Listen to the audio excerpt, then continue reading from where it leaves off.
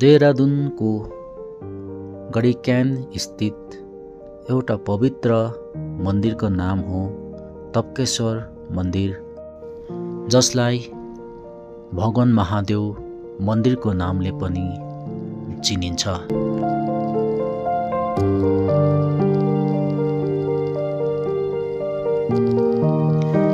यी नै पवित्र मन्दिरको दर्शन अनि आशीर्वाद लिनका लागि हामी बिहानै तप्केश्वर मन्दिरमा आएका छौँ।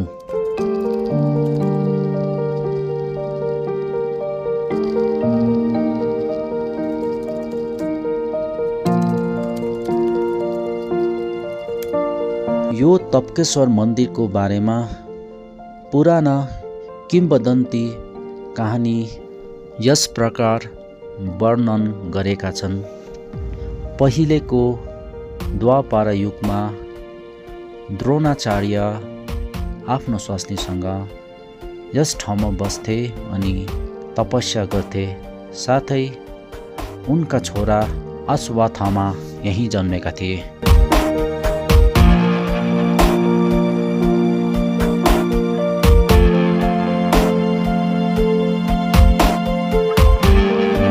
यो मन्दिर प्राकृतिक गुफाले बनिएको छ। कौरव र पाण्डवको गुरु द्रोणाचार्यको नाममा राखिएको द्रोणा केभले पनि यस मन्दिरलाई चिनिन्छ।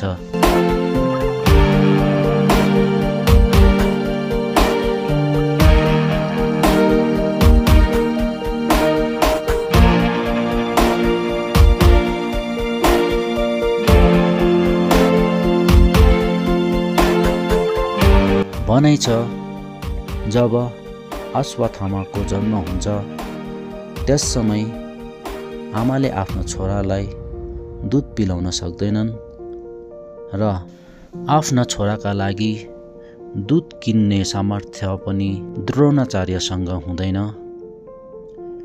यसकारण अश्वत्थामाले भगवान महादेवको ध्यान र प्रार्थना गर्छन्।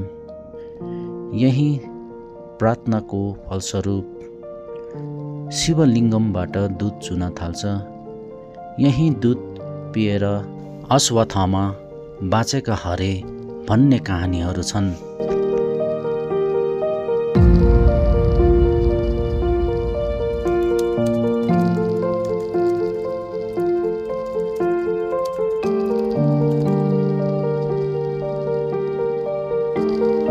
यो मन्दिर अवस्थित ठाउँ अनि यो ठाउँको बसाइ हेर्दा साँच्चै नै देवी देवता अनि भगवानहरूको वासगृह हो भन्ने छर्लङ्गै बोध हुन्छ।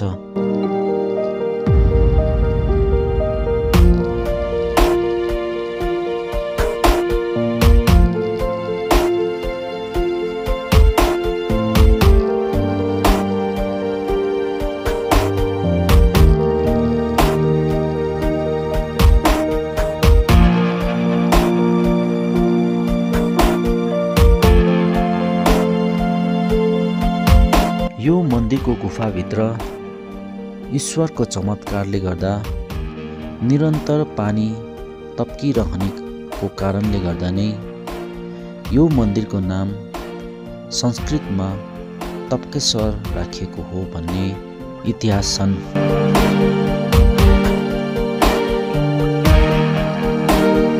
आजभन्दा 6000 साल पहिले नै यो ठाउँ देवभूमि हो भन्ने पनि इतिहास छन्।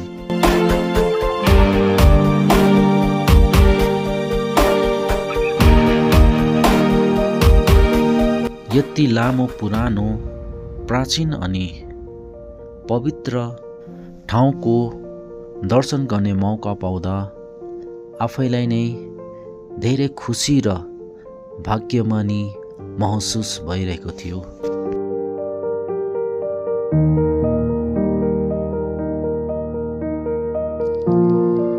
यसरी दर्शन सकेर त्यहाँबाट फर्किने क्रममा त्यहाँ रहेका केही असहाय व्यक्तिहरूलाई धेरै दिन नसके पनि रकमको रूपमा थोरै मात्रामा केही दिने प्रयास गर्यौँ।